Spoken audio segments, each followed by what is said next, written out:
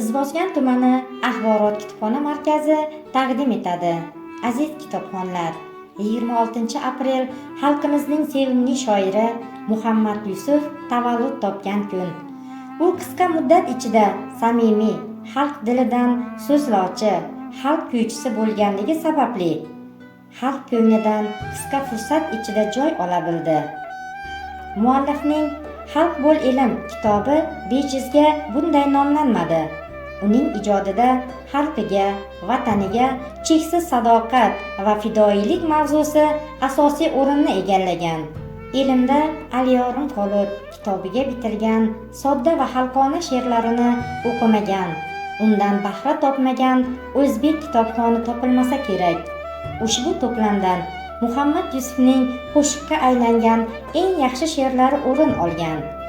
Aytilmagan qo'shiqlarim kitobi bunda ohangdor she'rlarda xuddi sizning dardlaringiz ifoda etilgandek tuyuladi. Ehtimol shuning uchundir bu she'rlar hech birimizni befarq qoldirmaydi. Shoir sevgisi. Ushbu to'plamda Muhammad Yusufning turli davrlarda yozgan she'rlaridan saralab olingan. Quyoshga qarab oqqan suv. Ushbu to'plamga kirgan she'rlar allaqachon muxlislarga yod bo'lib ketgan. Ohanglarga solib, qo'shiq qilib aytilgan bo'lsa ham, shoir ruhini yana bir shod va yod etishga jazm etdik. Saylanma.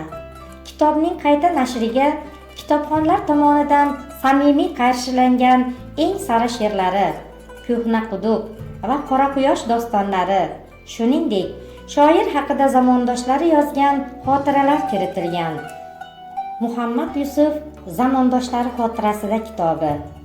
Kitobga uning ustozlari, ijodkor do'stlari, shogirdlari va shoirni yaqindan bilgan insonlarning xotiralari jamlangan.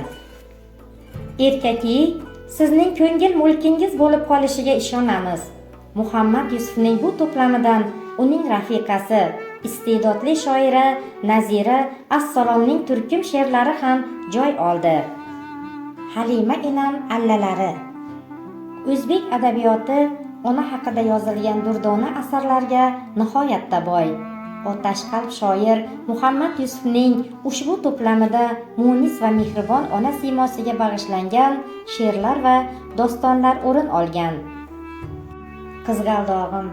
Shoirning qo'shiq bo'lib ketgan she'rlaridan tartib berilgan ushbu mo'jaz to'plam sizning da ko'nglingizga ezgu lahzalar baxsh etadi deb ishonamiz.